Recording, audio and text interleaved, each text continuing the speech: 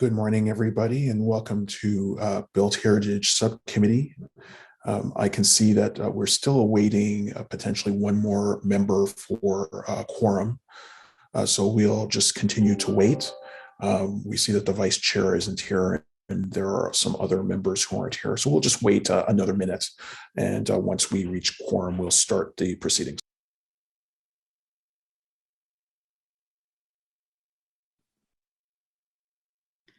Good morning, Chair. Good morning. And I just told everybody we'd just wait another minute to get to quorum. I think we're there, but I see that the vice chair has also come in. So I think that we can begin so that we are orderly and can go through our program relatively quickly. So good morning and welcome to the Built Heritage Subcommittee meeting of August 31st, 2021. I'd like to call the members to order. Due to the continuing state of emergency due to the COVID-19 pandemic, this meeting is being held remotely. Though we are meeting virtually, the land on which Ottawa is built upon is unceded Algonquin and Anishinaabe territory. I'd like to take a moment to acknowledge that the people of the Algonquin and Anishinaabe Nation have lived on this territory for millennia. Their culture and presence have nurtured and continue to nurture this land. The City of Ottawa honors the people and land of the Algonquin and Anishinaabe Nation. The City of Ottawa honors all First Nations, Inuit, and Métis people and their valuable past and present contributions to this land. As noted earlier, this meeting is being held through Zoom. Those who do not need to participate in the meeting can also watch it live on the Ottawa City Council YouTube channel. A reminder to participants to please keep your microphones muted until I call upon you to speak.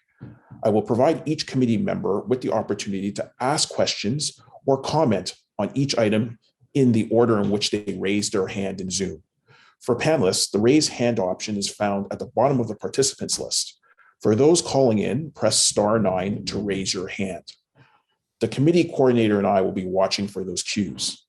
Members are also reminded to submit any motions, visual supports, or declarations of interest in writing to the coordinator at their earliest opportunity.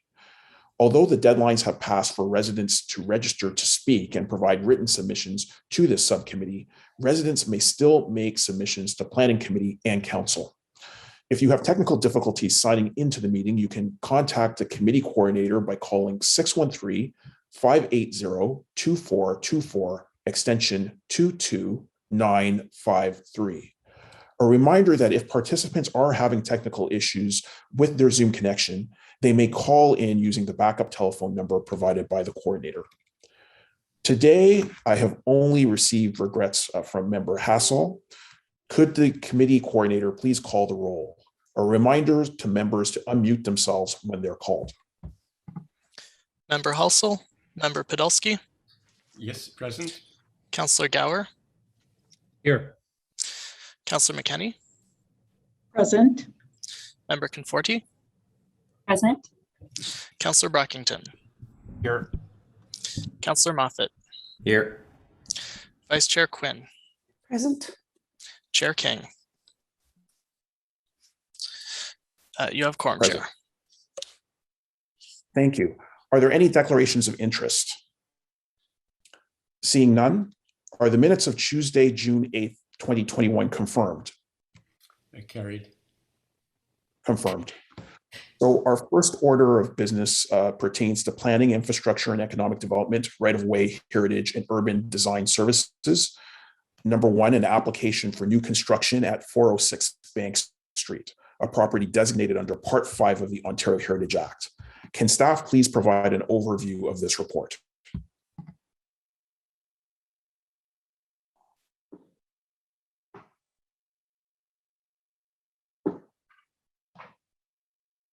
Okay, great. Good morning, Mr. Chair.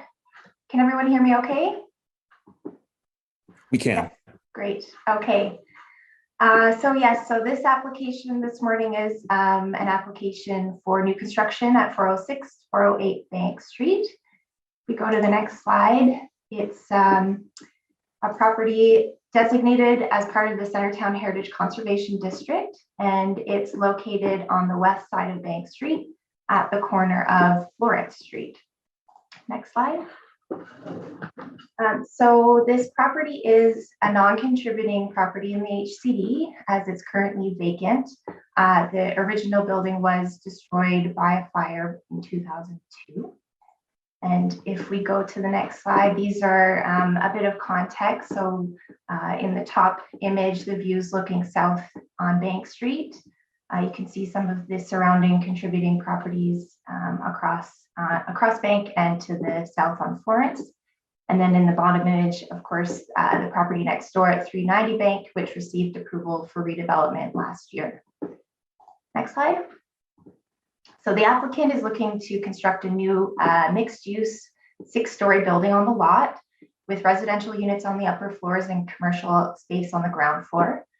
So this is the site plan. And as you can see, the proposed building footprint will cover the majority of the lot, set close to each of the lot lines. A zoning bylaw amendment has been submitted concurrently, and that's to request site-specific relief to the TM zoning provisions for height, setbacks, and parking requirements, as well as the heritage overlay. And a site plan application is also required. If we go to the next slide, this is the landscape plan. So since the footprint covers most of the lot, there's very little landscaping. However, there are 2 street trees in the right of way along Bank, which are to remain. There's 2 street trees on Florence, which will require removal. However, the applicant is working with forestry staff and their arborists to replant both of those. Next slide. So these are the elevations of the building on Florence and Bank. So as you can see, it's proposed to be clad mainly in red brick with glazing on the ground floor and gray paneling for the upper 2 floors. So it has a mix of balconies with glazed railings, and those are proposed on both the Bank and Florence facades. The ground floor will be recessed to align with the neighboring property, and step backs have also been introduced up above the 4th floor. And on Bank, those step backs are set back about 1.5 meters, and on Florence, it's about 0.6 meters. If we go to the next slide. So the Centertown Heritage Conservation District guidelines provide direction for new mixed-use construction on Bank, and staff have reviewed the proposal against those guidelines and are satisfied it meets their objectives.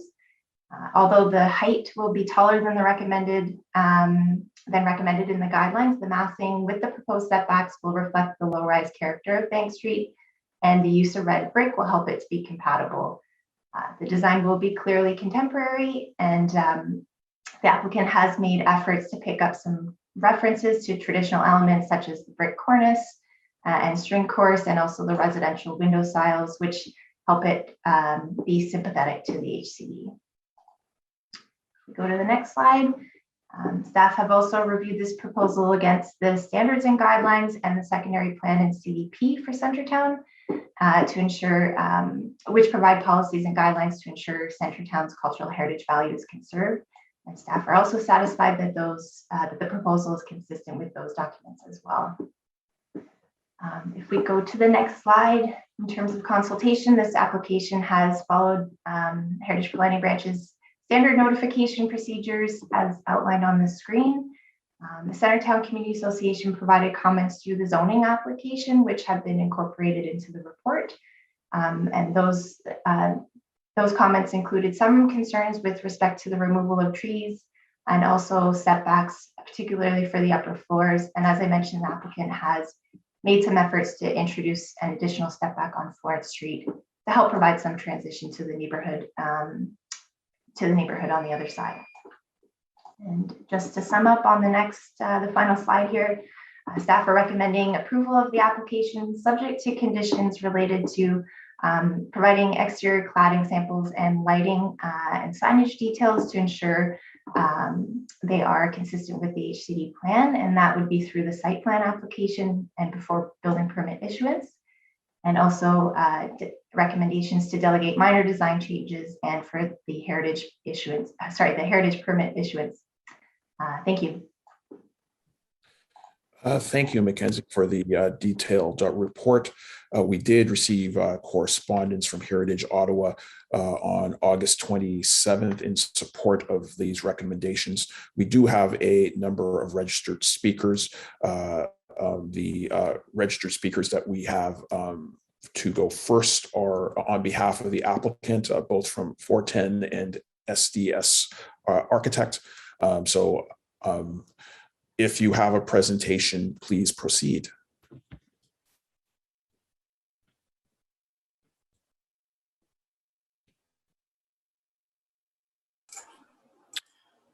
Good morning, Chair. I am Nathan Patrician. I'm a planner with FOTEN, and I'm joined by Lisa Della Rosa, who's an associate at FOTEN Planning and Design, as well as our project architect, Susan Smith, who I actually cannot see on the call, but I hope that she has joined here as well.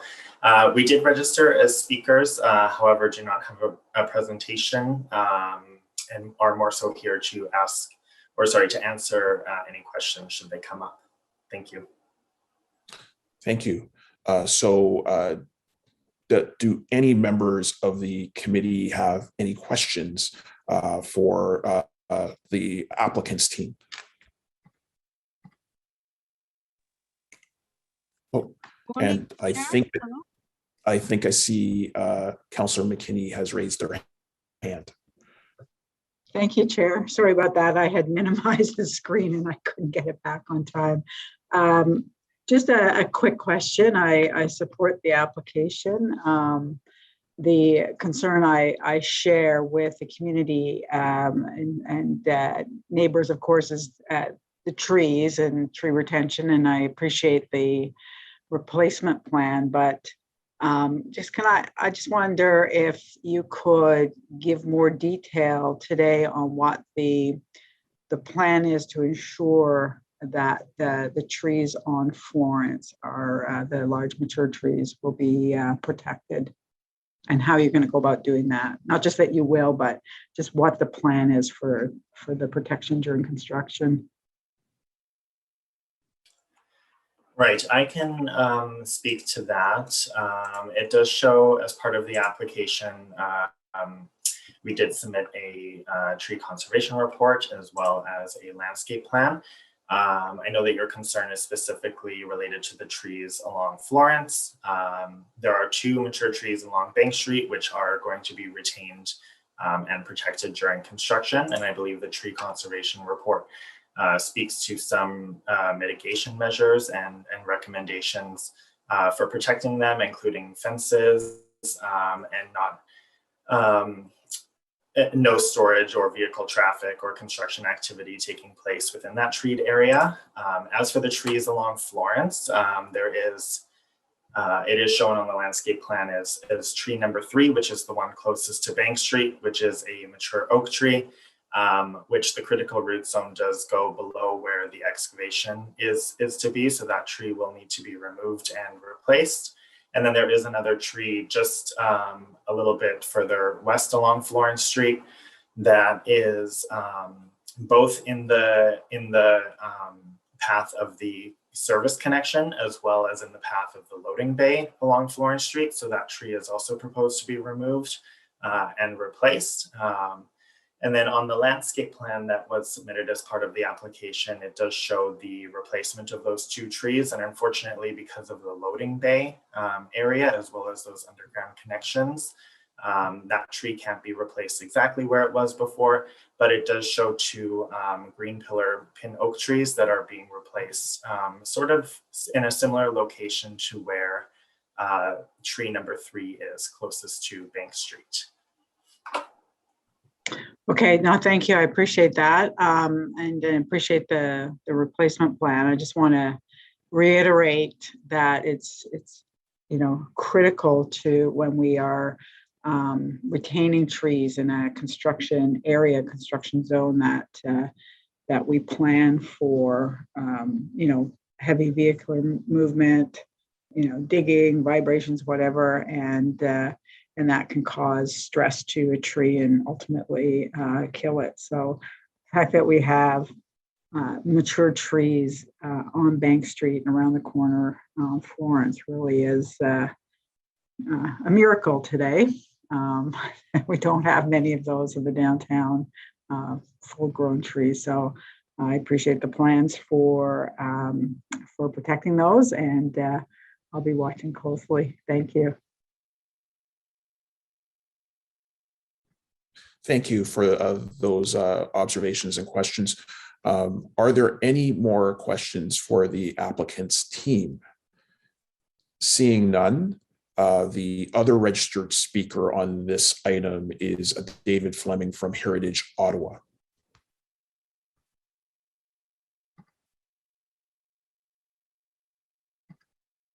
I'm not seeing him, Chair, but give me a moment just to double check.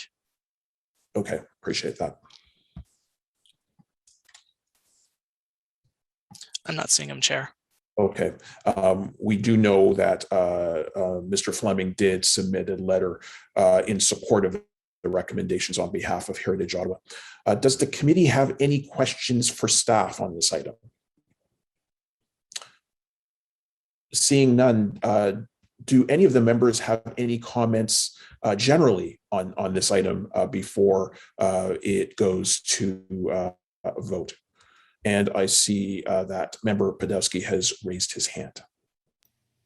Yes, thank you very much, Chair. I think that I would be supporting the staff recommendation, and I would like to compliment the architect for quite a sensitive treatment and massing of the proposed infill development on this corner. It's an important corner, and it helps to strengthen the continuity of Bank Street once this building will be built. And I think that probably the architect would have liked to have had a larger setback on the Florence Street side for the 5th and 6th stories, as been urged by some neighbors. But I can understand on such a small property that the gross floor area is important to maintain. And I just wanted to say that I appreciated the work that the architect has done in order to create a building that has references to Bank Street in its historic buildings, while being a modern building. But more importantly, I think the proportions of it and the detailing is really quite excellent, and I compliment her on that. Thank you for those comments, Member Podolsky. Is there any more comments from the committee? Seeing none, I would just like to concur with Barry's comments that I think that the proposal is sympathetic to the heritage character of the area. I think it's very important that there was some consultation and some back and forth as well with the community association to ensure step backs. And I would also like to really support my colleague, Councillor McKinney's observations around the focus on tree retention. So I'm pleased to support this item that's before us. And I'd like to ask the committee, is the report carried? Carried. Carried. Carried. This report is scheduled to be presented to Planning Committee on September 9th, 2021. The second item before us is an application to alter 207 Clement Avenue, a property designated under Part 5 of the Ontario Heritage Act. Can staff please provide an overview of this report? Okay, excellent. Thank you, Mr. Chair. So this is an application, as mentioned, to alter the property at 207 Clement Avenue. So it's a property in the Clement-Monkland driveway in Linden Terrace Heritage Conservation District. It's a new district in the glebe that was designated last year. If we go to the next slide, so 207 Clement is located in the first block west of Bank Street on the north side of Clement, just in from the corner of Lyon Street. On the next slide, for some context, In the top left view, this is the view looking east down Clemo. And at the bottom right, this is the view across view of the properties across the street. So as you can see, the district is characterized by its wide avenues lined with mature trees and framed by deeply set back houses on either side. The houses are an eclectic mix with different influences of styles, many being architect designed with high quality materials and craftsmanship. Next slide. So the existing property contains a 2-story stucco-clad house with an attached sunroom wing on the west side. It features characteristic attributes of the HCD, including the large trees in the front yard, the walkway leading from the sidewalk, and a shared driveway. It was evaluated as a contributing property, but its simplicity makes it a bit of an anomaly in the HCD. If we go to the next slide. So this building was originally designed by prominent local architect W.E. Nofke. So I have 2 sets of plans on the screen, and Nofke's plans are on the left. However, the house appears to have been built by an unknown contractor, and so those drawings are on the right, and you can see that those are a much more modest version of Nofke's original plans, particularly in the roofline and the front entrance. So this proposal is to largely retain and rehabilitate the existing house, making some alterations that take some inspiration from Nofke's original plans in order to help ensure its continued compatibility. And the owner has worked quite closely with their heritage consultant and their architect to carefully consider this approach. And a heritage impact statement and conservation plan was prepared by Commonwealth Historic Resource Management, and that's attached to the staff report. We go to the next slide. This is the front elevation of the proposal. So the project would include lifting, raising the existing house to construct a new stone foundation, adding new dormers at the roof level, replacing the existing windows, as well as replacing the stucco cladding. The upper floor cladding would be replaced in kind, but the applicant would like to replace the ground floor cladding with brick. So on the right is the elevation for a new detached garage, which is to be located at the rear of the property. And if we go to the next slide, this is the site plan. So in order to accommodate that the garage at the rear, sorry, Eric, if we go one more. The application also includes a request to reposition the house forward on the lot by about 2 meters. And so the red area on the screen, that's the existing footprint of the house, and the new areas would be in gray.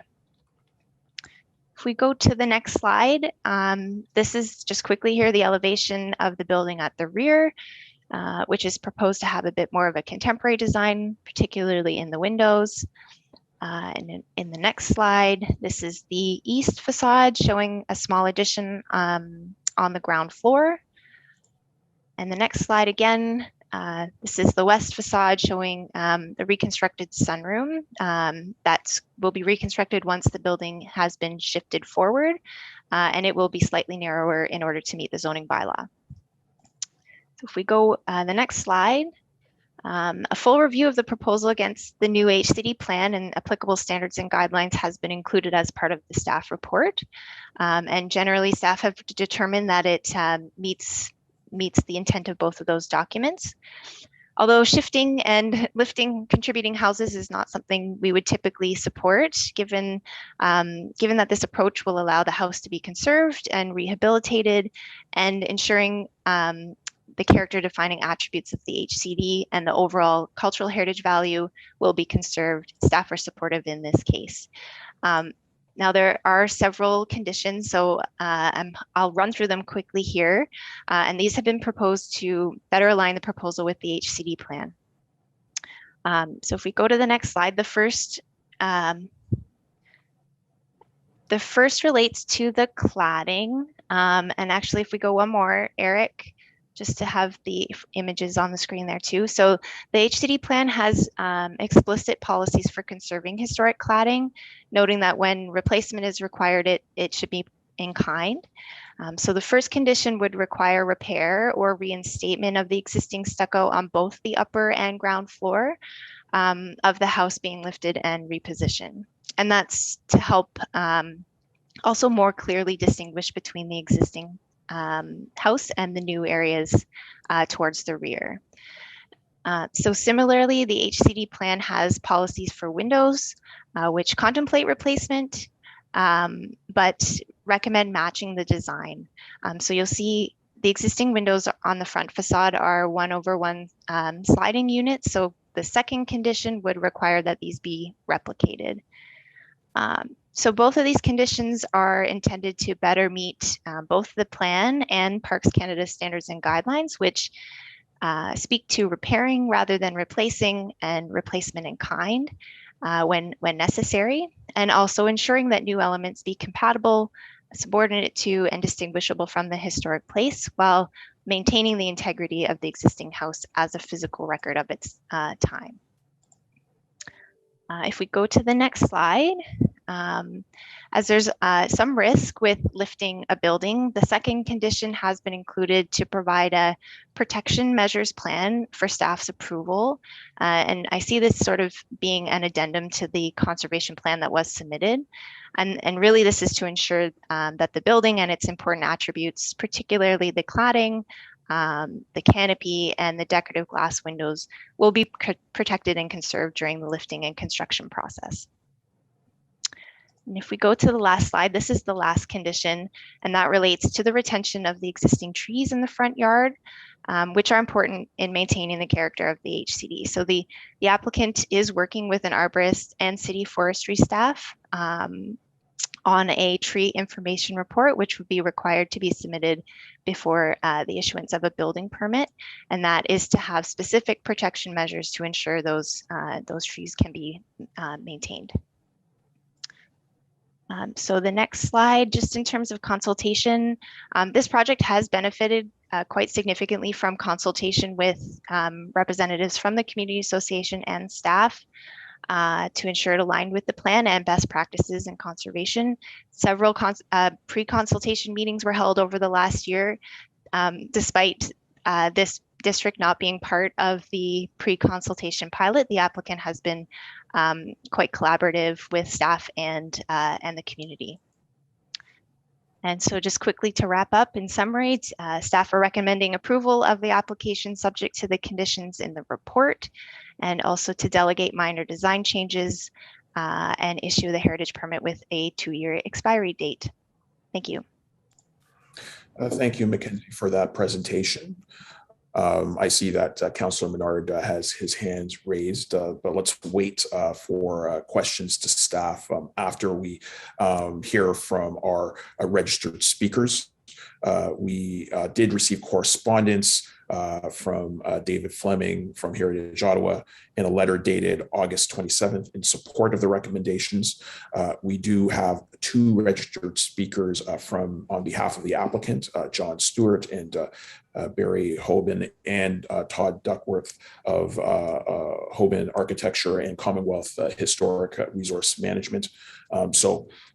Let's hear from the team on behalf of the applicant first, and then we have another person as well registered.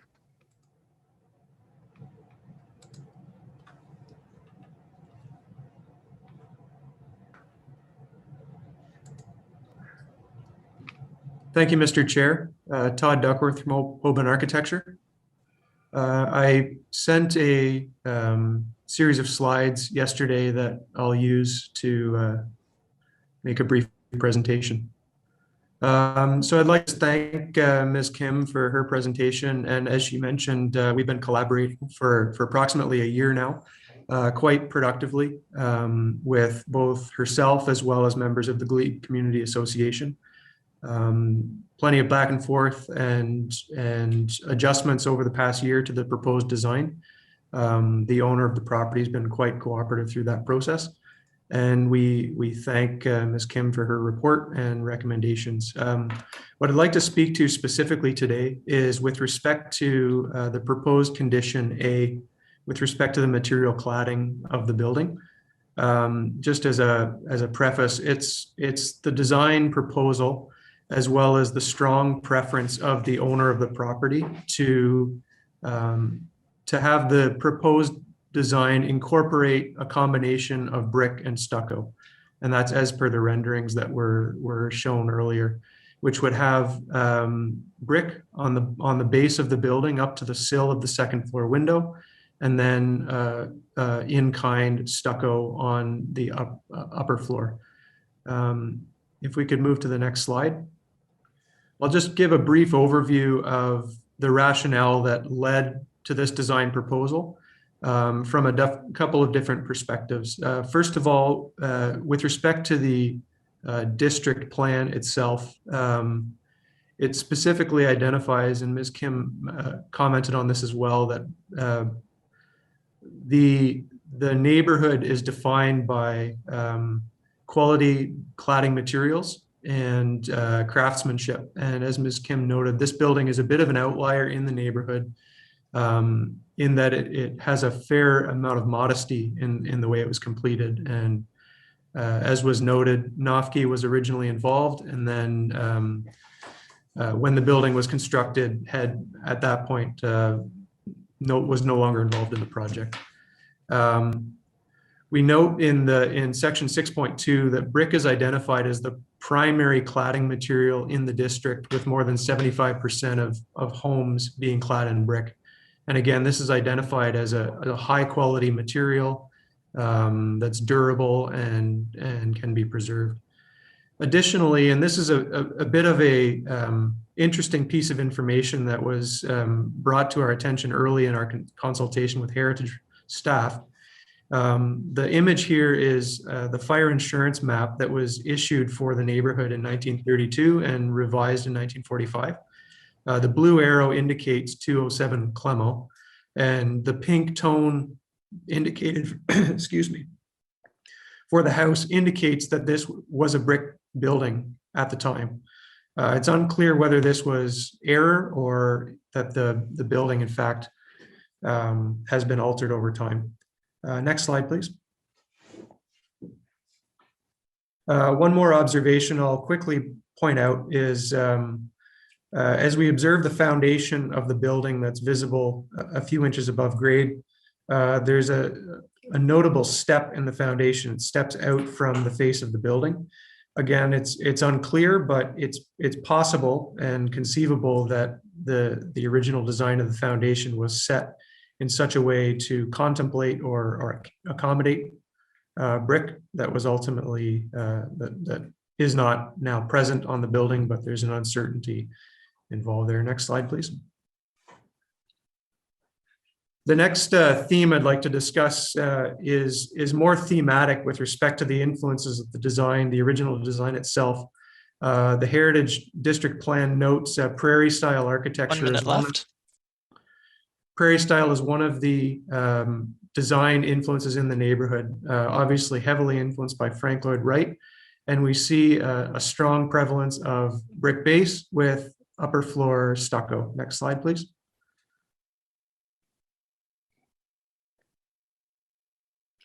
These are samples of NOFKI, back one, please. NOFKI samples of prairie style influence architecture. We see that the principal or a key design feature being a base of brick with a continuous horizontal sill at the second floor, and either brick or stucco above, as is proposed. Next slide, please. By contrast, many of NOFKI's stucco-only houses, stucco-clad houses, are done in the Spanish style. We see a couple of other examples on Clemo and then others on Glebe Ave. These are very distinct from the house at 207, which is more aligned with the prairie style architecture. Next slide, please. Time.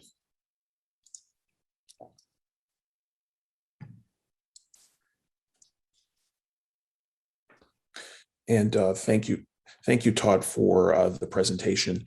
I do see that Councillor Brockington has his hand raised for a question. Thank you, Chair. Yes, I do. And thank you for your presentation. Just so the subcommittee and myself are crystal clear, are you raising a concern with us that 1A specifically does not permit a reinstatement of stucco and brick? And are you suggesting that 1A be amended to reflect this? Through you, Mr. Chair, that's correct. We would propose that 1A be amended to allow for a combination of brick and stucco as per the design renderings. Okay. I wanted that clarification, and then Chair, I'll follow up with Ms. Kim once we get to staff comments and questions. Okay, thank you. Member Conforti also has a question. Thanks, Mr. Chair. I just had a question for Todd, and I was just curious if there was ever consideration by the design team and the client to clad everything in brick from the base all the way up. I know that you did give some really good examples of the prairie style that combines brick and stucco, and stuccos tends to be the secondary cladding in that style of architecture. And personally, I don't mind the combination, but I was just curious because there are, especially along Clemo, there's quite a few examples of all brick clad structures. And I guess my second question would probably be for Mackenzie, so we'll get to that later. But I just wondered if staff had a problem with the combination of materials or the brick itself. In response to that, the design strategy has always been a combination as proposed, and the reason for that, as I was trying to illustrate with the samples, is there's a strong horizontal line indicated in Nofke's original drawings at the sill of the second floor, which delineates a distinction between below and upper. And in many of the prairie style samples we looked at, that's typically a line that delineates between brick below as a stronger base and stucco above as an accent material. And so that was picking up on that detail, which is in the original drawings. It is present in the constructed house, although because it's all clad in a single material, it's not as visible. That is a feature that's there, and we feel it's a very defining feature of the house that can be accentuated through this proposal. Great, thank you. Thank you. And I see that Vice Chair Quinn also has her hand raised. Thank you, Mr. Chair. My question again about the combination. I'm just wondering about if you and the client have considered your color scheme. What color of brick, if you were to move forward with this, versus the color of the stucco. Part of perhaps the concern with the guidelines is maintaining some uniformity across the facade. And I'm just wondering, is there a contrast, or is there an attempt to blend the two materials, using colors? Can you elaborate on that? Yeah, so the concept renderings proposed indicate the general intent. However, specific coloration, we haven't got to the point of finally detailing the specific coloration. We would anticipate that being a continued collaboration between ourselves and heritage staff as material selection is made moving forward. And the general intent is not to radically alter the presentation of the house from a coloration point of view. So we would anticipate the coloration to be fairly consistent with what exists. Okay, thank you. Thank you. Seeing no more questions, thank you so much for your delegation. The next registered speaker is David Fleming from Heritage Ottawa. Thank you, Mr. Chair. Excuse my confusion on the first item. I was participating in the meeting, but I hadn't logged in through the, I'd come in through the general website, but you had my written comments on that. As for this item, Heritage Ottawa is pleased to have the opportunity to comment on this comprehensive proposal to alter 207 Clemo Avenue. The proponent should be congratulated on the decision to use the initial Nofke plan as an inspiration for the proposed alterations to the property. In preparing the recommendation, it is apparent that City Heritage staff have given serious consideration to the comments and concerns of the Glebe Community Association and the applicable Heritage Conservation District Plan guidelines. The proposal also appears to meet the applicable Parks Canada standards and guidelines, despite the request to move and raise the existing structure. We agree with the conditions concerning the repair of the stucco on both the ground floor facade and the upper floor attached to the approval. Any heritage conservation concerns about relocating the structure closer to the sidewalk has, in our opinion, been mitigated by the overall care and sensitivity reflected in this application. Heritage Ottawa is therefore pleased to support the staff recommendation, including the conditions set forth therein. Thank you. Thank you. And I see that there's a question from Councillor Brockington. Thank you, Chair. Mr. Fleming, thank you for your written and oral submissions today and always appreciated. Did you see the architect's presentation just before you spoke? Yes, I did. Their request to use both stucco and brick. You said you support the stucco concept, but would you oppose an amendment that would allow a stucco and brick combination? I guess this is not a deal breaker, I don't think. I think there are a lot of other attributes to this application that make it very worthwhile. We were looking at it more from the sequence of how this should be done under the standards and guidelines. Obviously, you're looking at a stucco repair as being the best option. Certainly, I think the architect made a case that brick is predominant in a lot of other buildings in this district. We would still like them to go ahead with the stucco approach, but as I said, I don't think it's a deal breaker if the subcommittee decide to approve it with the brick and to amend it. Thank you very much. I appreciate your comments. Thank you. Thanks, Chair. Thank you. And I don't see any other questions for Mr. Fleming.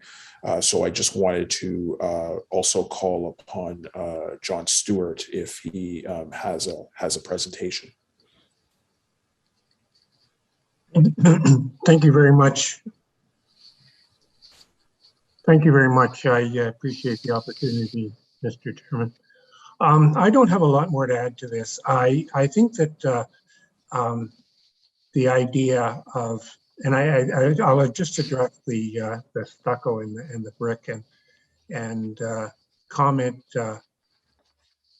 We have a situation where in the attic, literally in the attic, we find Nofke drawings of the property, and they've provided the inspiration for a lot of what we're doing today with this building. It's a unique situation, and in terms of the brick, I think the fact that there was originally a brick ledge to support the brick. The second part is that for some reason the fire insurance map was convinced or committed to the fact that it was supposed to be a brick building. We did the research, and there was, in terms of testing under the stucco, there was no brick at that time, which doesn't mean it hadn't been brick at one stage and whether it was replaced or what have you. I think that we've taken the inspiration for the renovations based on the Nofke design and the design intent. And I think in some, there is a rationale for actually reintroducing the brick or introducing the brick. I think the opportunity is still there to maintain the upper second level as a stucco treatment. And in that way, we have the record of what was there as well. At one point, there was a proposal that we possibly would look at bricking the sides of the building and the back of the building and leave the front in stucco. And I think that perhaps is a bit too literal or a bit too scholarly approach.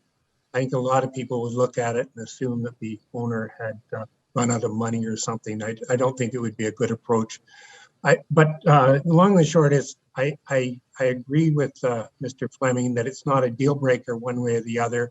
I think you have the new owner as the curator of this property for the next 100 years. And I think he would like to add a little bit of his own taste to this. And the idea of brick is something that he is quite anxious to see in place. I think there's historic documentation for the intent, and that possibly it's something that the committee would consider as a brick ground floor and the second floor maintaining the stucco as it is. Thank you very much, Mr. Chairman.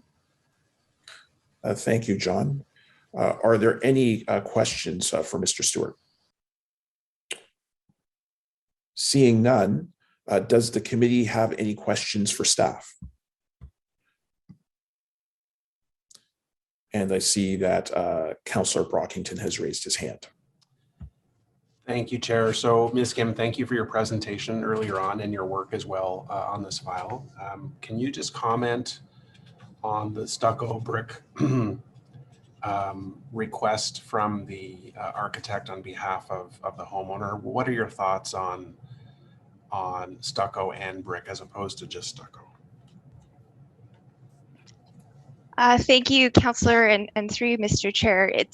This is certainly an issue that has come up throughout our conversations, and it's definitely a challenging one. And I think what it really comes down to is, how this project relates back to the standards and guidelines and the conservation district plan. So the standards and guidelines really speak to, understanding a building, understanding a historic place when you're moving forward with any type of alterations.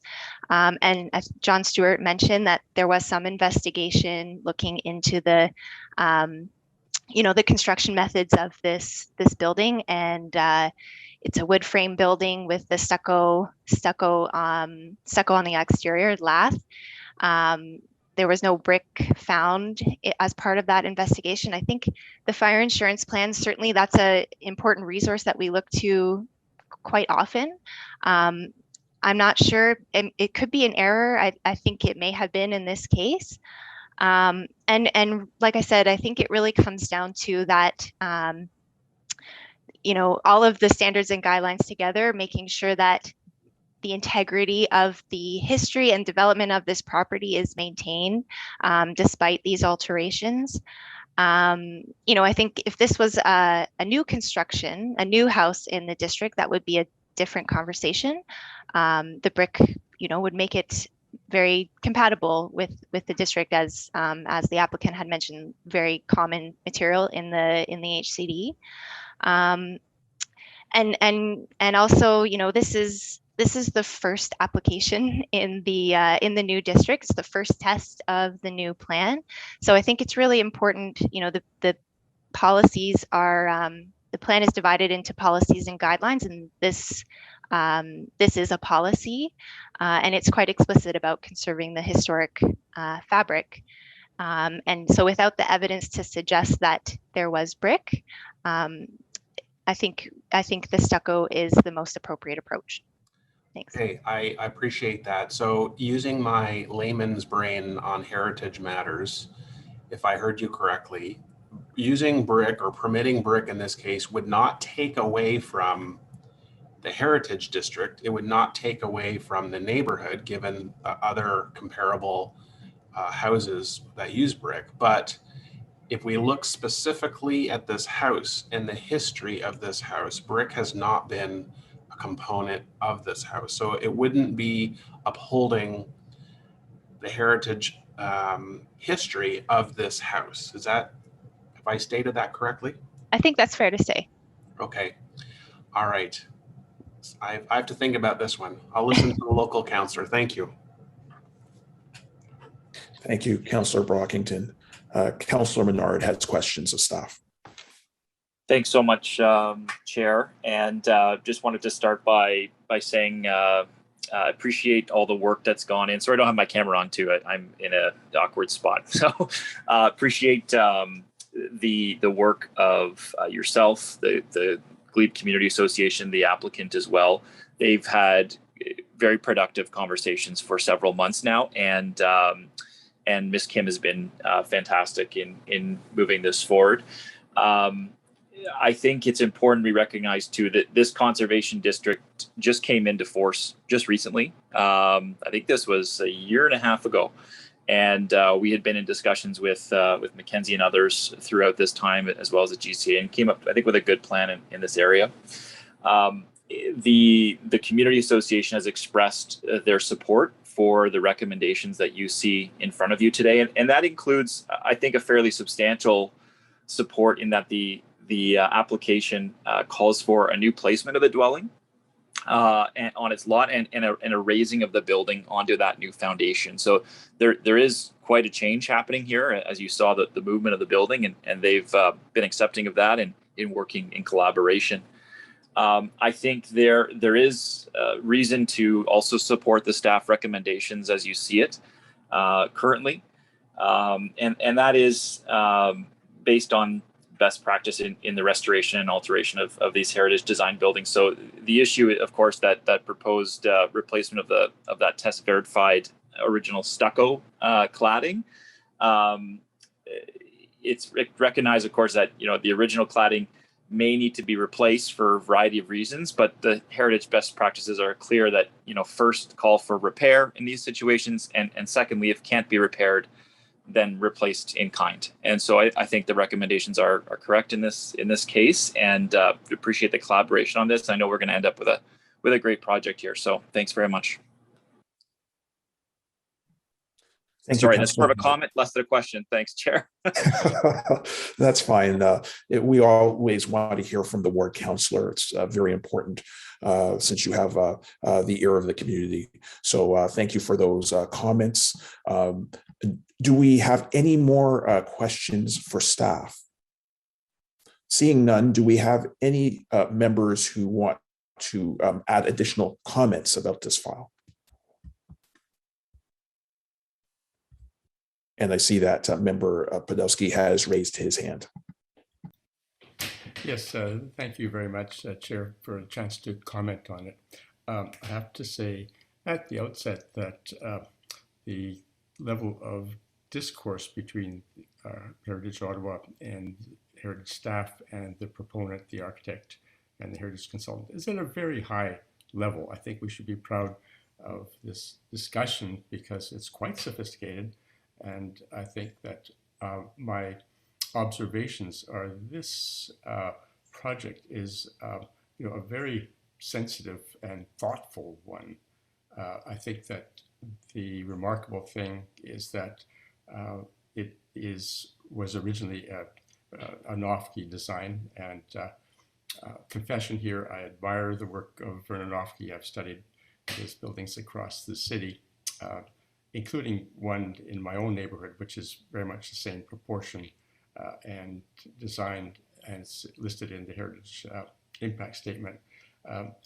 I think that I support the staff recommendation, with the exception that I do support the architect, owner, and Heritage consultant's request to permit brick on the ground floor. And for this very specific reason is that notwithstanding the fact that it would appear to violate standards and guidelines for historic places in Canada, but if it's treated as a new intervention, that under standard 11 of compatibility, it is very compatible. And I think there may not ever be any proof that Nofke imagined the base in brick with the stucco setback second floor level.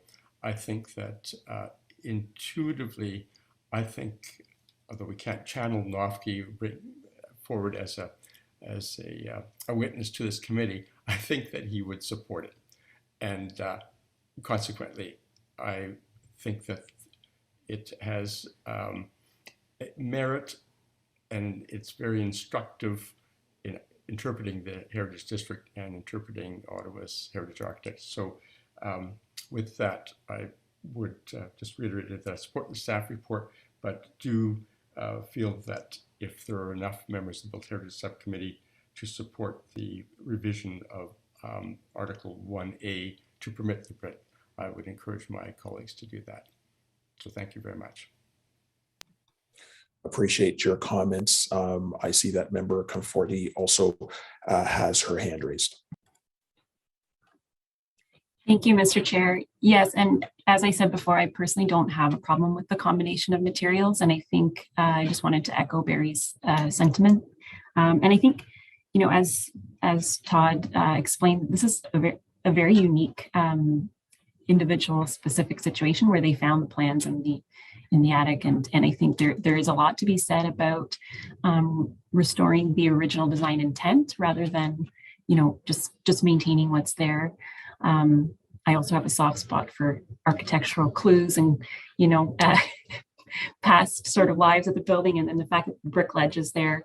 I don't know. I think there's I think this is a very unique case, and I think there's some wiggle room with the standard. So I would also support removing that first condition, condition A.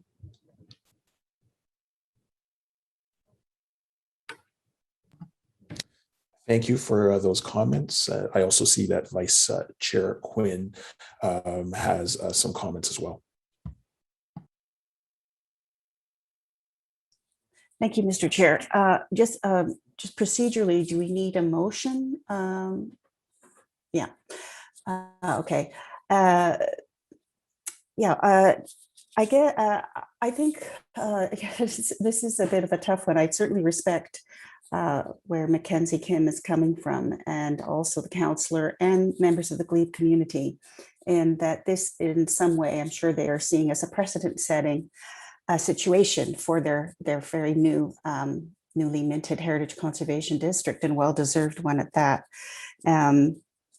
But I do also want to congratulate all of the players involved in how collaborative this process has been and the effort that has been made. And I think at the end of the day, the house that we will have on Clement Avenue is going to be an improvement on the house that is there now. I suppose personally, I would feel more comfortable supporting the addition of brick, and I do see it as a new addition, not a re-addition. If there was a better sense of the color scheme, because I think that some uniformity across the facade would be important with the introduction of this new material. But for all the reasons mentioned, the positives associated with this, I too, to echo Mr. Fleming, don't see this as a deal breaker in support of the continuing go ahead with this project. So again, congratulations to everyone. It's been really good work. I appreciate those comments, and I also see that Councillor Gower has his hand raised. Yeah, thank you, Chair. This is difficult because staff clearly prefer the stucco approach. The community association prefers the stucco approach. Heritage Ottawa said it's not a deal breaker. Mr. Fleming from Heritage Ottawa said it's not a deal breaker, stucco versus brick, and several of our public members with heritage architecture expertise would not be opposed to the brick as well. I did hear something earlier about perhaps limiting the brick to a first floor.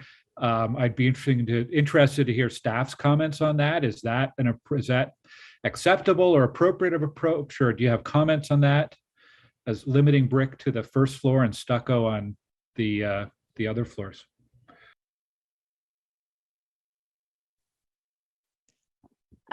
Through you, Mr. Chair, I think so. The brick on the ground floor, that's I think that's the proposed way forward from the applicant, and I think there's still significant concerns from staff's perspective, even with the ground floor being brick, as I mentioned, just with conserving the integrity of the existing house. If the specific recommendation, the staff report, needed to be changed, if it was simply changed to allow brick and stucco, does that give enough? I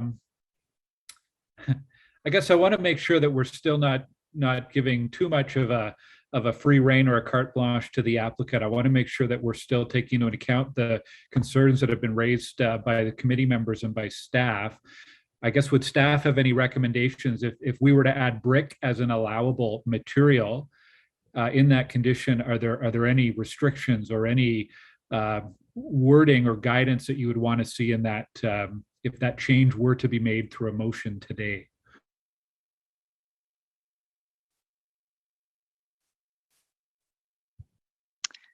Through you, Mr. Chair, I think if this committee wishes to see the brick on the ground floor, it would be, you could just remove the first condition, which would, as the application, the recommendation would be according to plans submitted, which include that brick on the ground floor.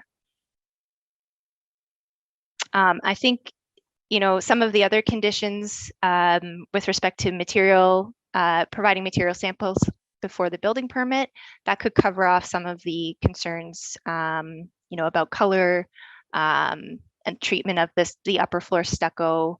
That could be addressed through the protection measures plan as well. Okay. Okay. Thank you, Chair. Thank you, Councillor Gower. I believe Councillor Brockington raised his hand. So, Chair, just procedurally,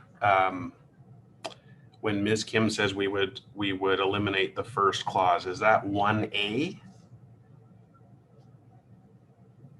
That's correct. Condition A, So recommendation 1. So we would need an amending motion removing 1A. Yeah, or we vote on everything except 1A, approve that, and then vote against 1A. Is that the cleanest way, Ms. Eric? It would be an option to sever the condition from the remaining recommendations. And just have 2 votes. Okay. All right. So procedurally, that's probably the cleanest way to do it instead of moving a different motion. Okay. Just, I had a procedural question, Chair. Thank you. Thank you. And I see that Vice Chair Quinn has also raised her hand. Thank you, Mr. Chair. I just wanted to be clear that the brick would not, and I think Mackenzie Kim addressed this, that the brick would only apply to the first story. The stucco would remain in the upper area. And certainly I like what you were saying around working with the applicant in terms of the exact materials involved with the selection of brick and the color palette. I think is going to be really important in this combination of materials working. I think that's really quite critical.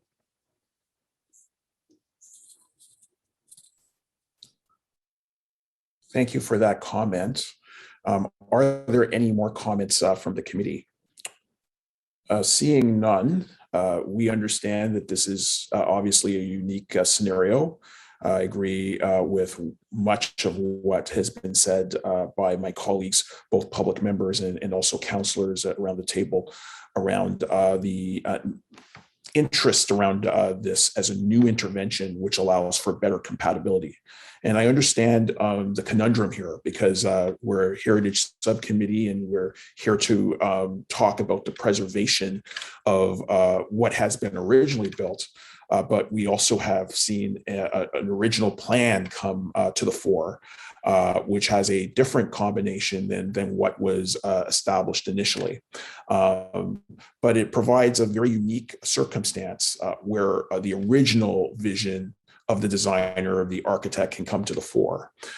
We also see that it is also challenging as well in terms of relocation.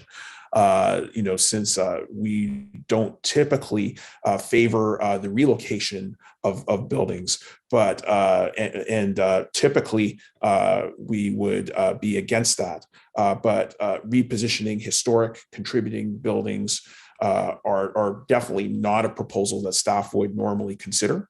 However, in this case, we see that staff are supportive of the approach. It kind of levels the houses in a sense. And given that the identified character defining attributes of the Heritage Conservation District will ultimately be conserved by the reallocation, it seems to be another acceptable, unique scenario. We've heard on this motion, on this report before us, that it would require that 1A be severed procedurally for a vote.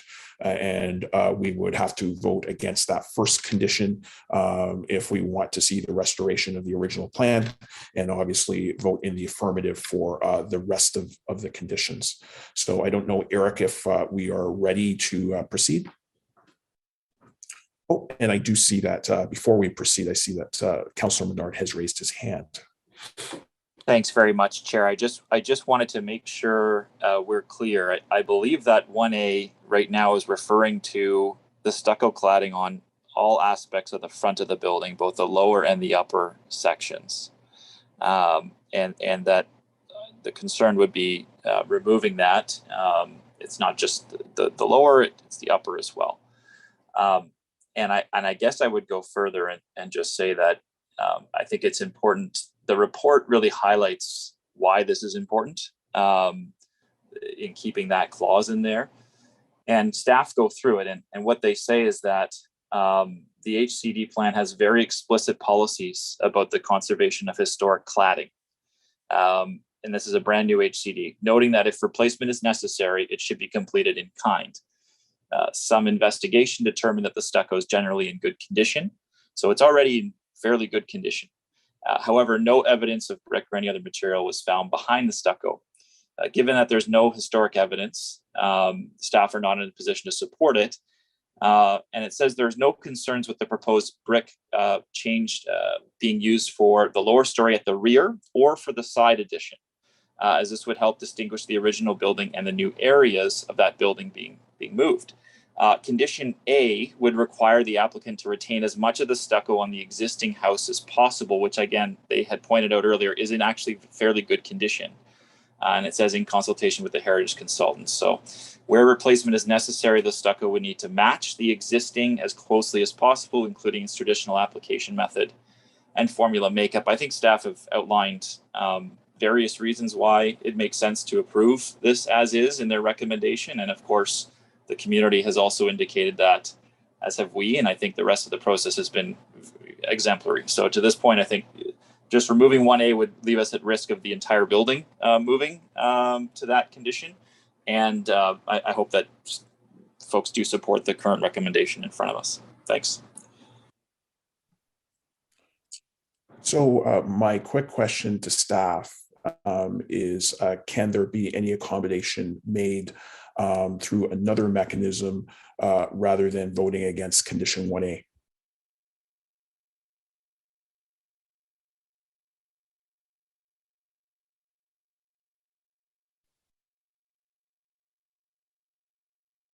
Oh, and Leslie, I think you're on mute.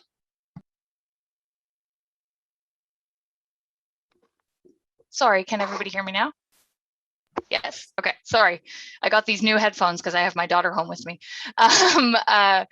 So I can take this one. So, I mean, I think the removal of condition 1A will not actually result in the law, in our opinion, in the loss of the upper story stucco. I think that is still, it basically means that the applicant will get an approval for the plans as submitted, as opposed to the plans with the condition that has been proposed by staff and supported by staff. So we would be looking through the condition that Heritage Planning has proposed. Basically, we would want to see an entirely stucco facade as it is today. What the applicant has proposed is what you saw in the plans, which is partially brick. So if you remove condition 1A, they will get permission to build what is in the plans that are attached to the staff report. I think Mackenzie has made it quite clear that, you know, the rationale for staff's recommendation of that condition, and I don't think we support, you know, the removal of that condition, but if that is the way that the committee goes, then I don't think we're at risk of losing the remaining stucco on the building. I hope that answers the question. And yeah, and just for clarity, you believe that that's within condition. So I'm just trying to ensure that Menard's concerns that if there is a change here, that stucco would still be retained through conditions. So that's what I'm hearing. Yes, and it's shown on the plans. And so the heritage permit is tied to the plans as submitted. So if the committee goes this route and removes the condition, then it will be tied to the plans as submitted, which show stucco on the upper story. Okay, that's fair.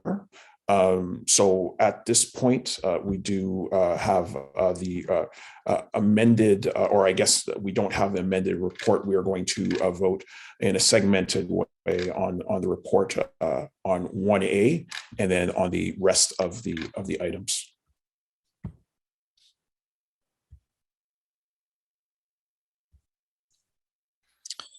For clarity, Chair, the recommendation 1A is on the screen. Sorry, and just for clarity, so the recommendation is to remove 1A. If I understand correctly, the vote currently before the committee would be on 1A specifically, severed and on its own. The committee would then proceed to voting on the balance of the recommendations as noted by the chair. Okay, thanks. So on recommendation 1A, Member Halsall, Member Podolsky. Yes, I vote to remove 1A. I don't know whether that's a yay or a nay, Mr. Pillow. The vote is on the condition. And the vote is to remove as a yay or remove as a nay, just in terms of procedure. I'm in the hands of the committee and the chair on this one. Okay. My understanding is that 1A has been severed, and accordingly, you would vote no. I would suppose if you are not in favor of that condition. Understood. So for my vote, I vote no. Thank you. Councillor Gower. No. Councillor McKenney. Yes. Member Conforti. No. Councillor Brockington. No. Councillor Moffat. No. Vice Chair Quinn. No. Chair King. No. 1 yay, 7 nays. Chair, would you like a vote on the balance of the recommendations? Yes, please. Or will it be carried? Carried. Carried. Carried. So the rest of the report is carried. This report is scheduled to be presented on to council on September 8th, 2021. Our next item is number 3, application to alter 65 Stewart Street, a property designated under Part 4 of the Ontario Heritage Act. Can staff please provide an overview of this report? Good morning, everyone. This next application is to alter the Jarvis House, Part 4 property under the Ontario Heritage Act at 65 Stewart. I'll just wait for the slides to appear on the screen.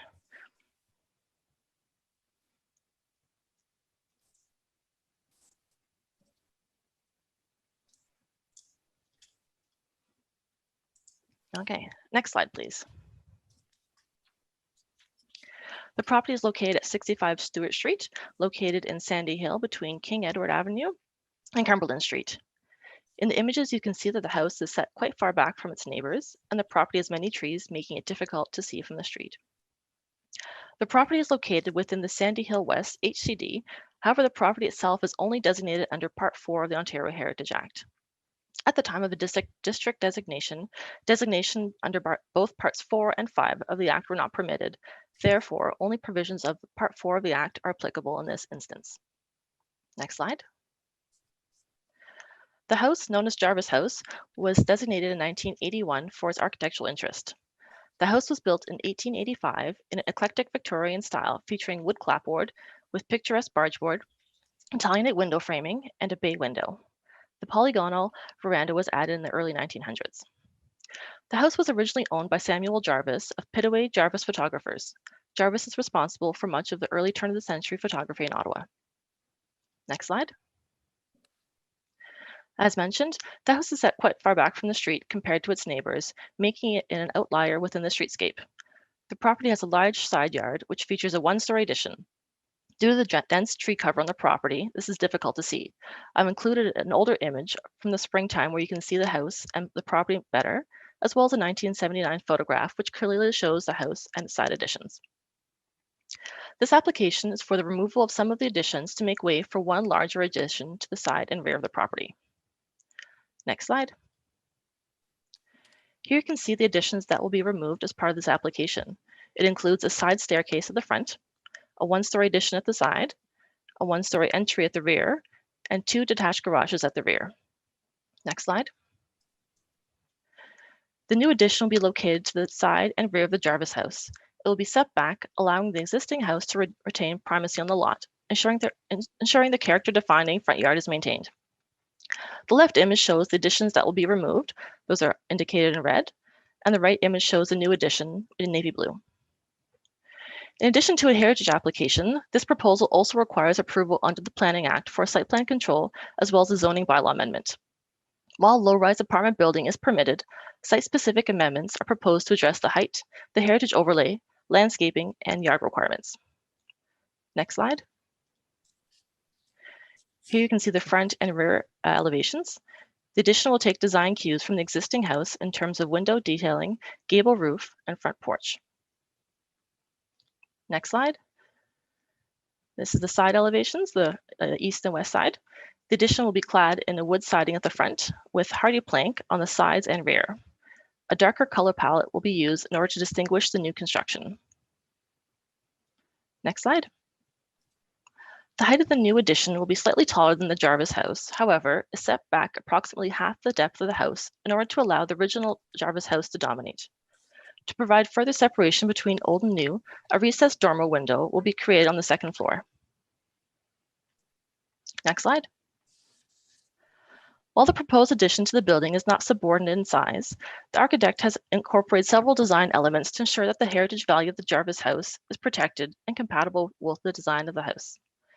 The addition will take design cues from the Jarvis house in terms of window detailing, gable roof, and front porch. Wood will be used in the front of the addition, while hardy plank will be used on the sides and rear.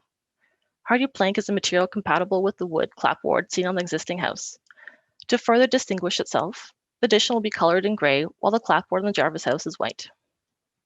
Simpler detailing will be used on the addition in order to allow the fine wood workmanship of the Jarvis house to remain the main focal point on the property. The addition will also be set back from the original house to allow the existing house to dominate. To further accentuate the differentiation between old and new, a recessed dormer will be created to clearly separate the mass of the existing house from the new construction. This will also help to break up the massing of the roof. Next slide. The proposal will maintain the existing west side yard, which will continue to be used for access for the rear neighbors. The east side yard, which is generally open, will contain the new addition and comply with the required side yard setback within the zoning bylaw. Much of the rear yard of a lot will comprise of the addition. Some planters and bushes will be installed in the rear to allow some greenery to the lot. The general approach to the Jarvis house will be one of preservation. In addition to removing some of the unsympathetic additions, the heritage attributes of the house will be maintained, including the cladding, the bargeboard, windows, and ornamental veranda.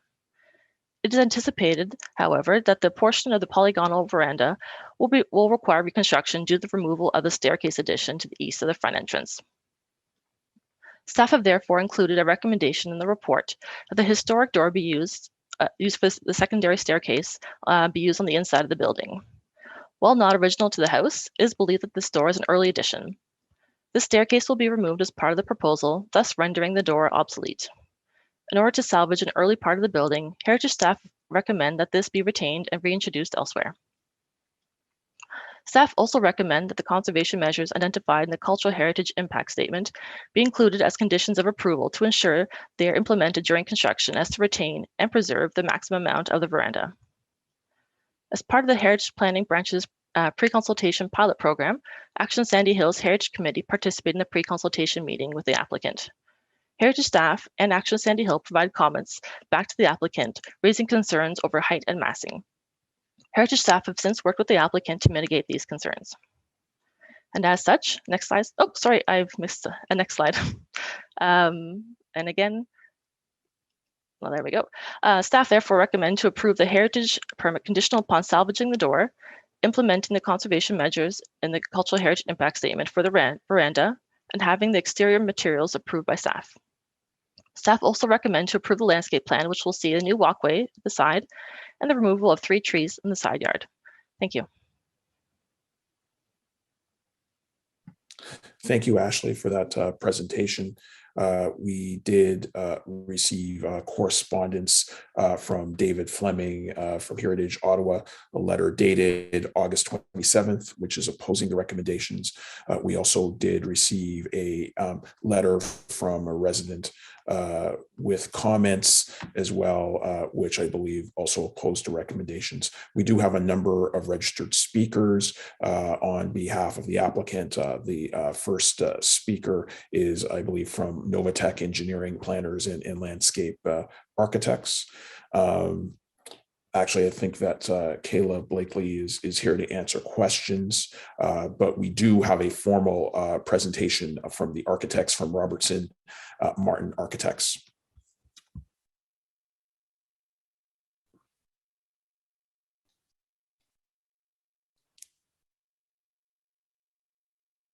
And I don't know if Robert Martin is ready to go ahead.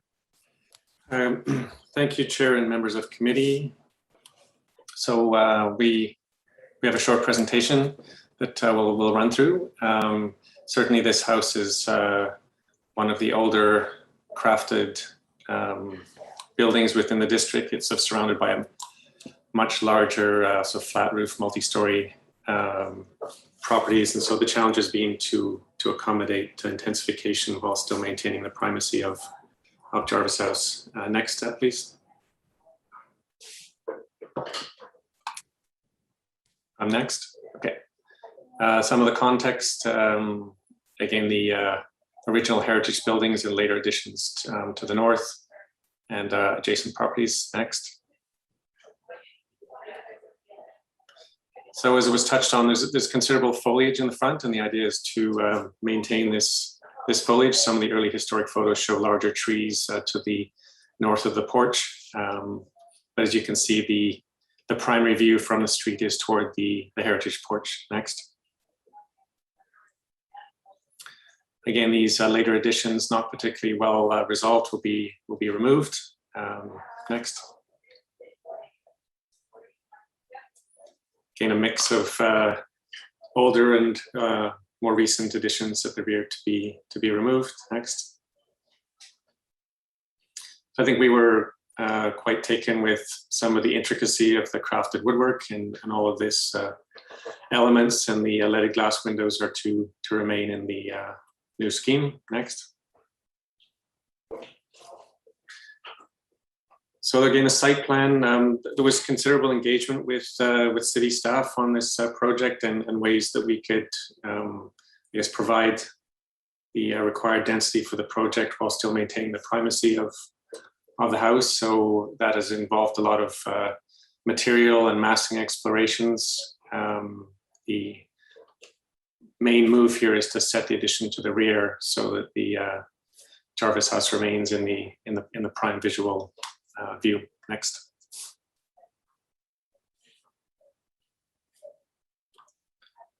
So it's a multi-unit residential that sort of reoccupies or adaptively reuses the existing heritage structure while providing new code-required exit stairs and the required bikes and garbage and storage for the development. Next.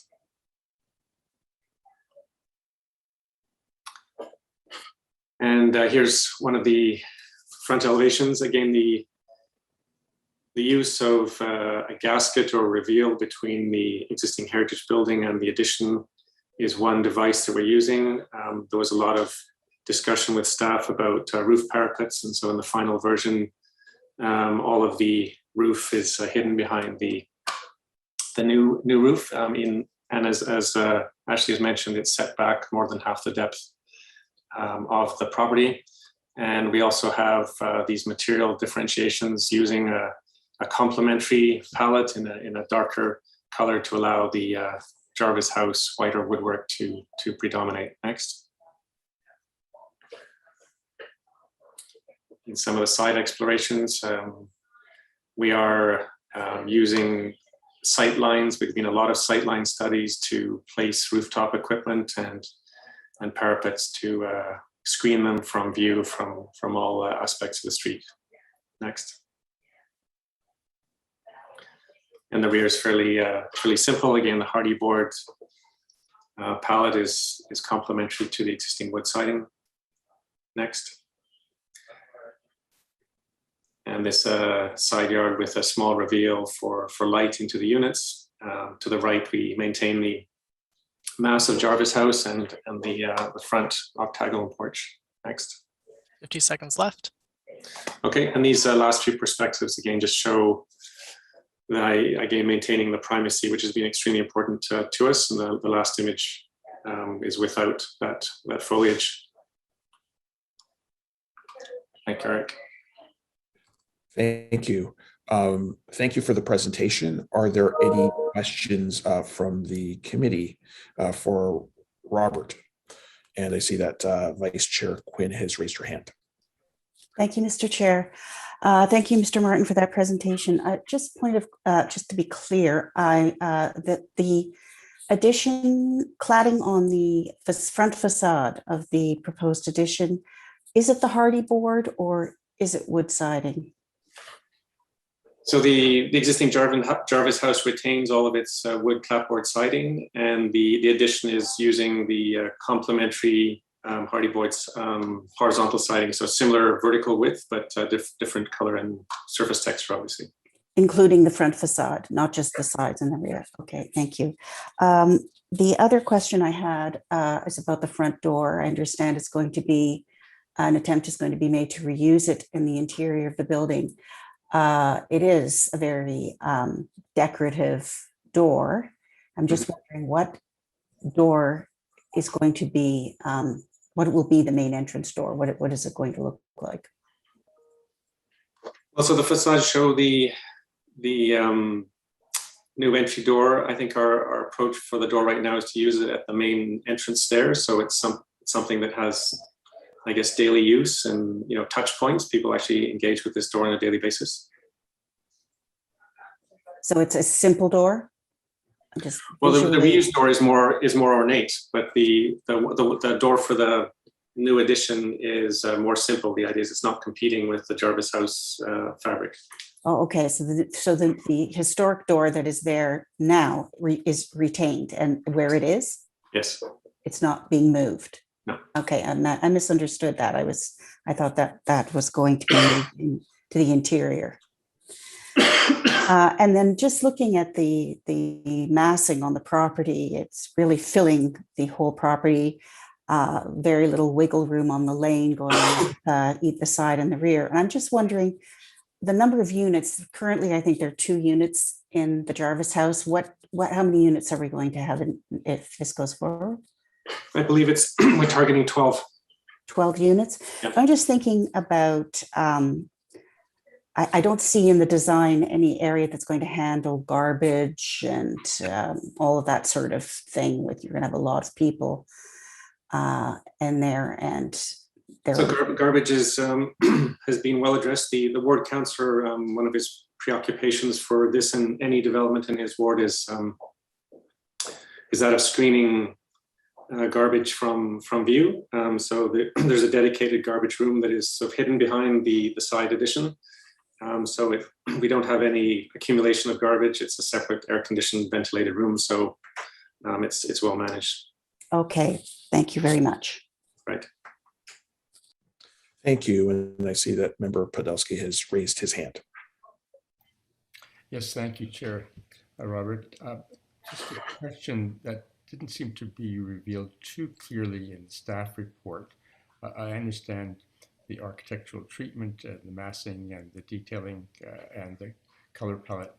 But some of the comments that were made by Action Sandy Hill and community members have to do with the setback from the rear of the property, and I understand that you need to get variances from the Committee of Adjustment on that issue.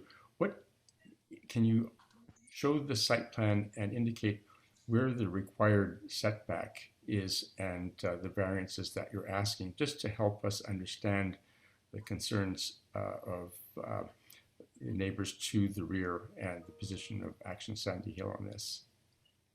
To my knowledge, there's no direct neighbor concerns. I think our owner's on the line, and he can talk about the engagement with adjacent neighbors who apparently have not expressed opposition to this.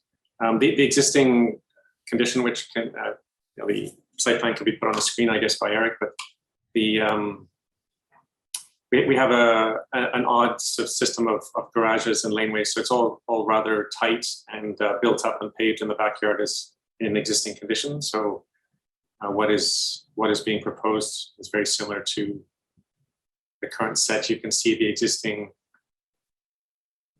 rear garage, which is even closer. In fact, it goes over the property line. The garage shown in red, and so we're I guess addressing that. So in blue we have the you can see the setbacks. So the building is pulled back. The majority of it is pulled back to the rear yard setback, which is required.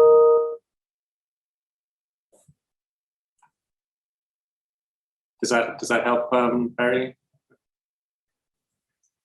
Sorry, is the required setback the line of the easement, or is the required setback for new construction further to the south? I'm just not clear. I'd like to understand that. So the required setback is shown in blue, in dotted blue, and then we have an existing I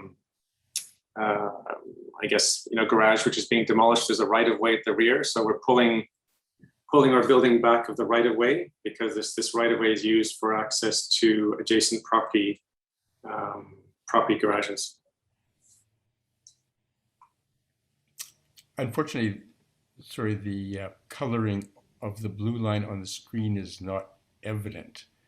Can you describe where it is from the rear lot line in terms of, or can somebody kind of point that out to me, because it's not clear on the screen? Sorry for that question. Okay, so I think Eric or someone is moving a cursor. So on the west side, we have the side yard setback.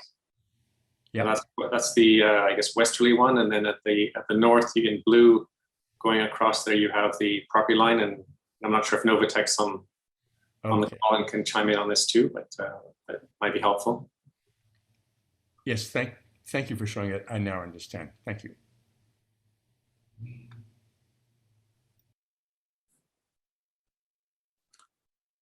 Any other questions? Okay, seeing none, we also have Stéphane Gigret from Juxta Architects on the line as well. I don't know if you'll be also providing a presentation. Thank you, Mr. Chair and committee members. It's my intention just to provide a brief summary of the content of the Cultural Heritage Impact Statement.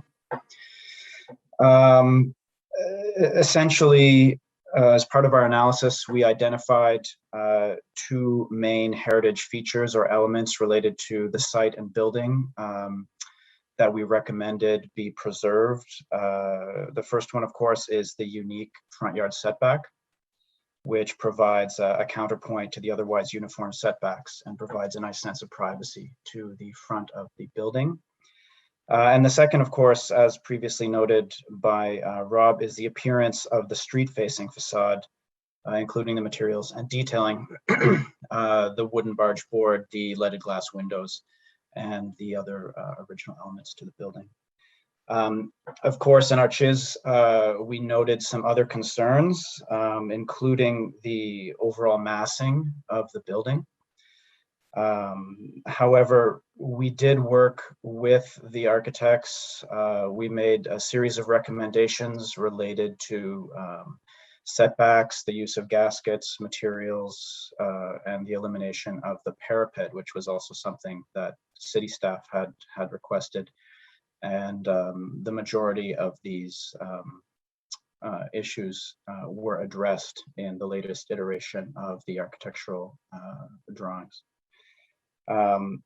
When we were developing the cultural heritage impact statement, as Ashley mentioned, this is a Part 4 designated building. However, of course, we could not ignore any potential impacts to the rest of the heritage district in which it resides. So, you know, we asked ourselves questions like, what would be the impact to a passerby on the street?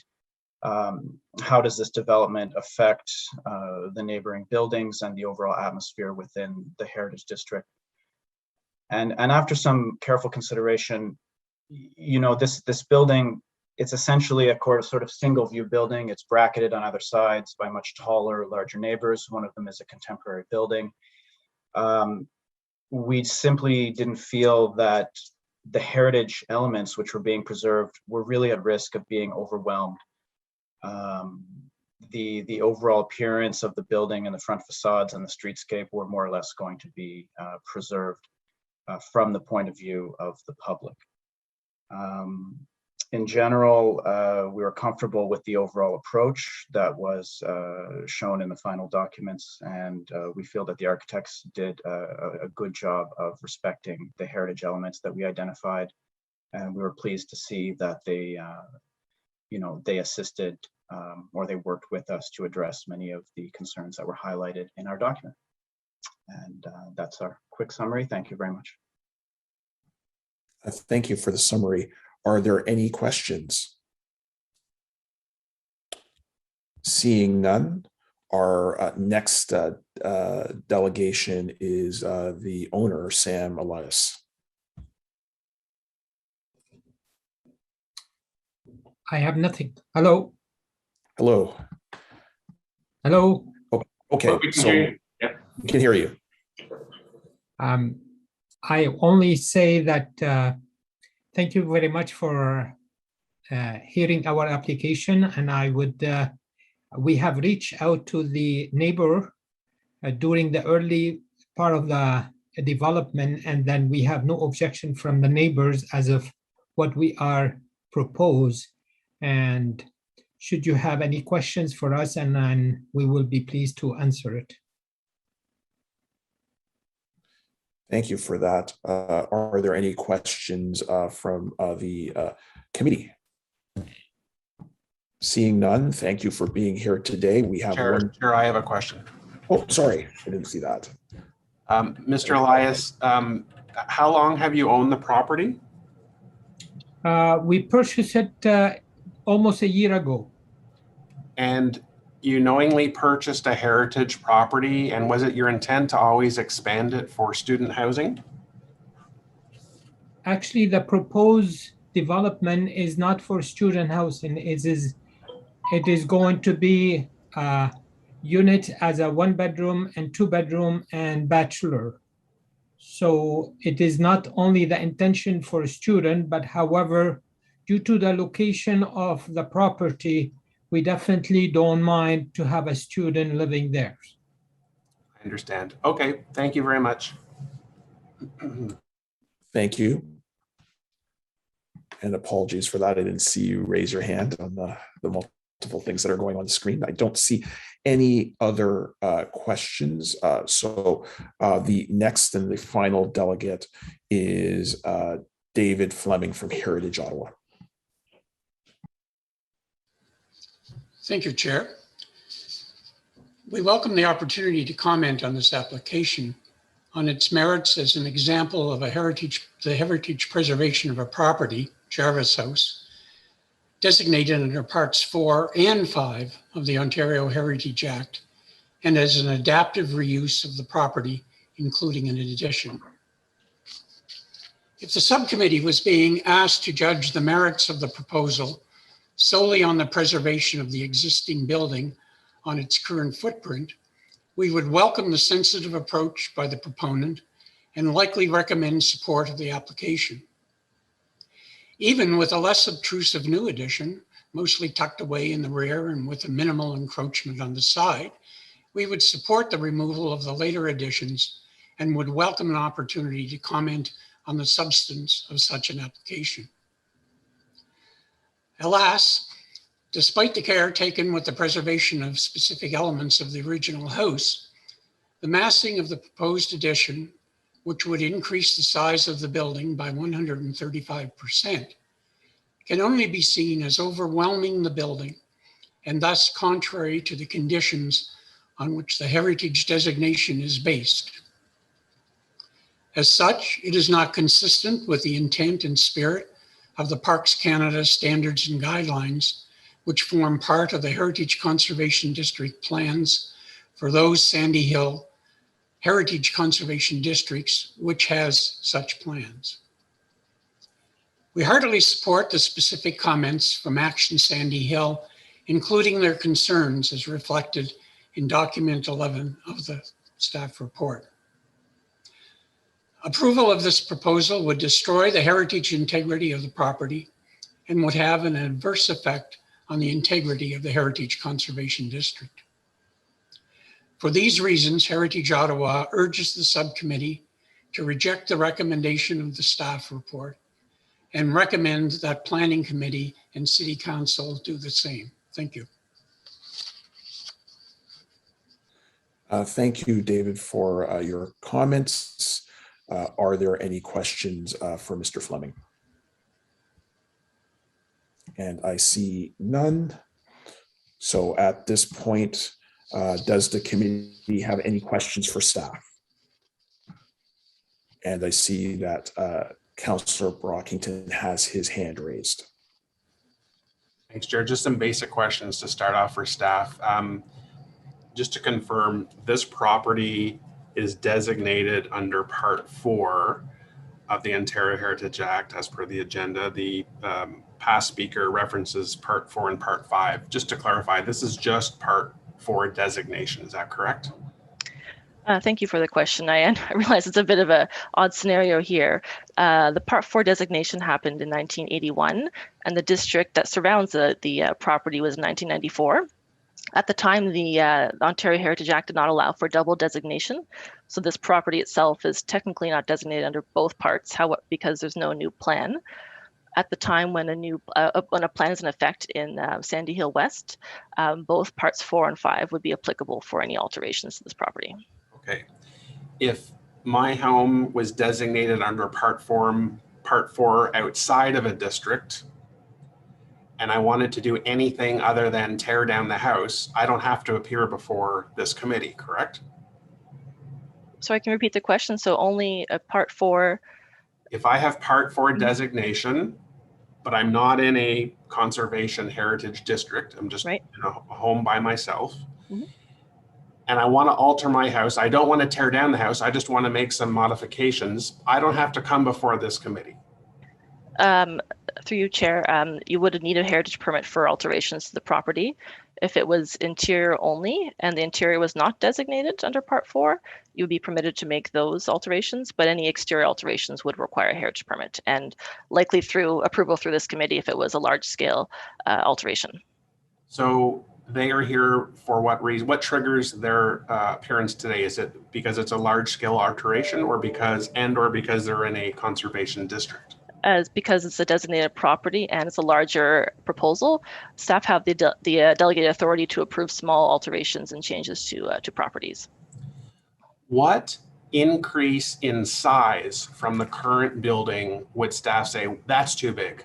That has just gone way too far. The heritage staff don't specifically look at numbers. We look at the impact of the addition.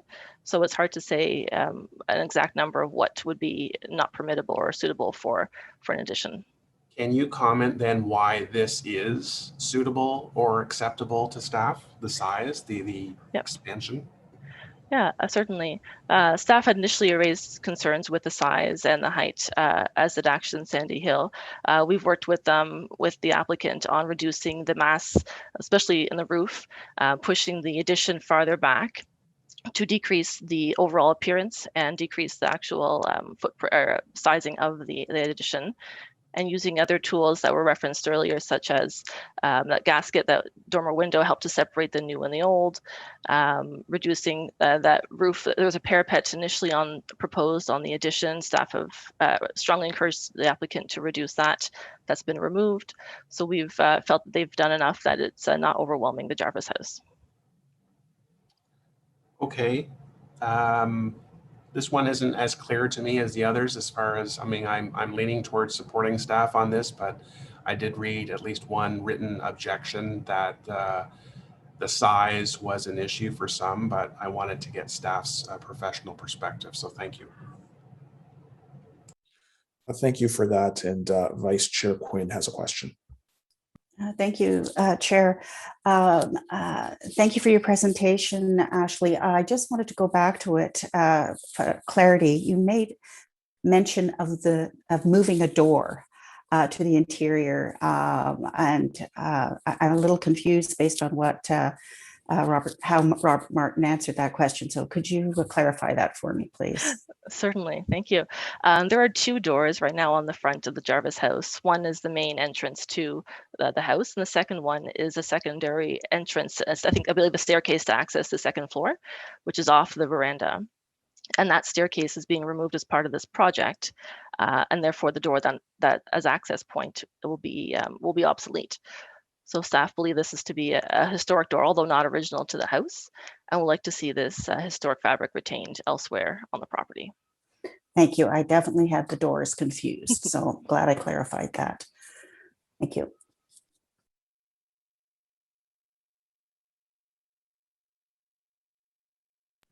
Thank you. And I see that Councillor Gower has raised his hand. Yeah, thank you, Chair. Just a quick comment. I think this is a very successful proposal in the design that they're proposing here. Just retaining a heritage building that's distinctive and maybe not the best suited to the present conditions, or sort of it's a site or that needs to have some careful intervention and creativity to make it work within this neighborhood. It's retaining the original home. It's not being demolished. It's adding 10 units in a way that breathes some new life into this building for generations to come. 10 units also being something that will be helpful towards addressing our housing supply issue here in Ottawa. So it's also surrounded on all sides by 3-story apartments. So it's kind of in a unique position on the street here. So I am supportive of what's in front of us today. Thank you. Thank you for those comments. Are there any more questions to staff? If not, are there any wrap-up comments?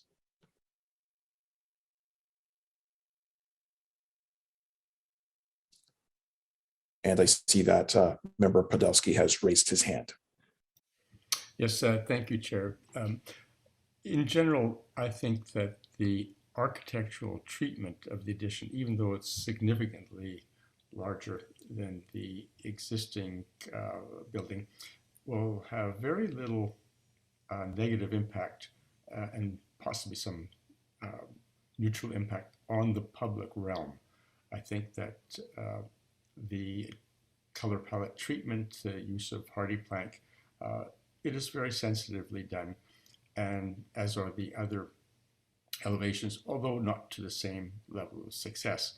I think that the troubling issue here is the impact of the addition on the rear yard and the enjoyment of light and space that the neighbors have clearly written about, even though the owner, and I think, Robert, you've said that you've consulted with the neighbors and there has been no objection to it. The committee has received letters co-signed by the owners of people on Daly Avenue that are concerned about the impact to the natural light in their rear yards. So I think that in some respects, although it's hard to differentiate, it is a planning issue of the positioning of this new addition in encroaching into the required rear yard, rather than a heritage character treatment. And therefore, I find it troubling and difficult to balance the two. And it's unfortunate that we don't have input from the land use planners about the impact of the addition and whether or not that is going to be supported from a planning perspective for its impact on the rear yard.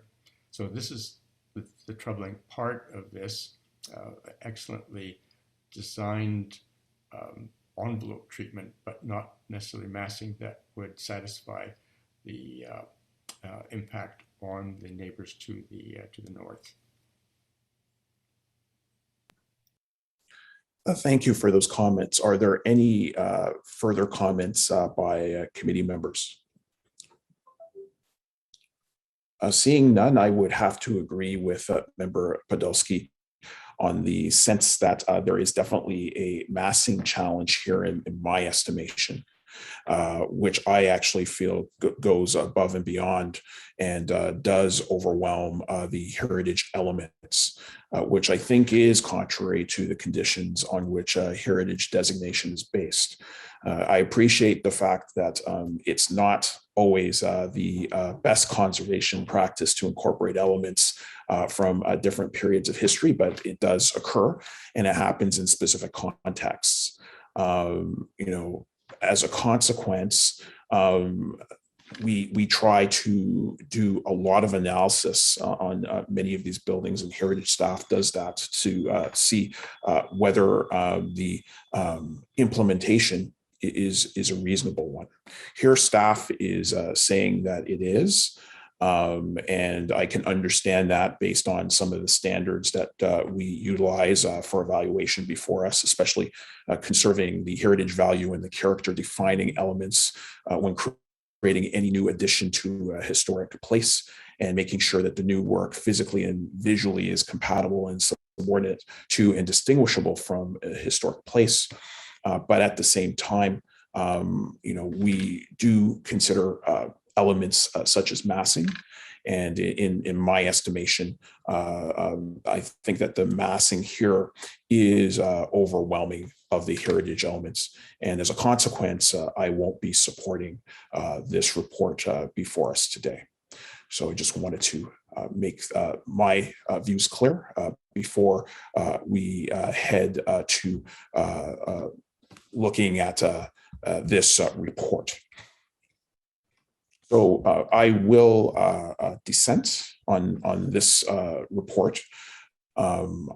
Should we go to a full vote?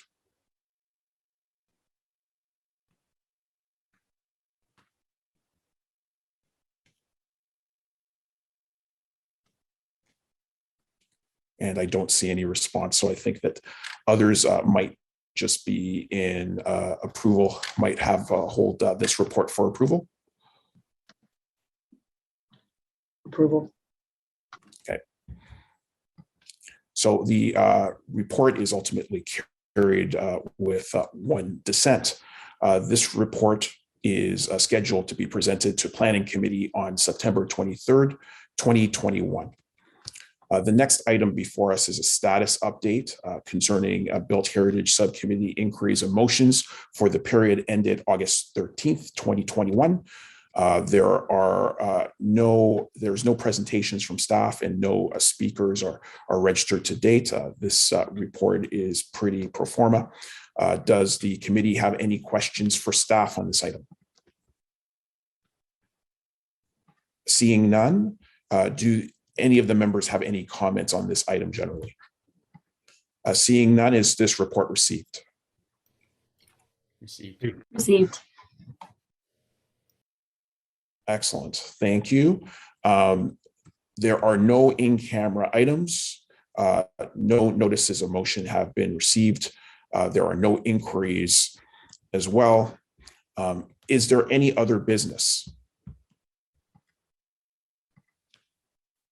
Seeing none, we are on adjournment.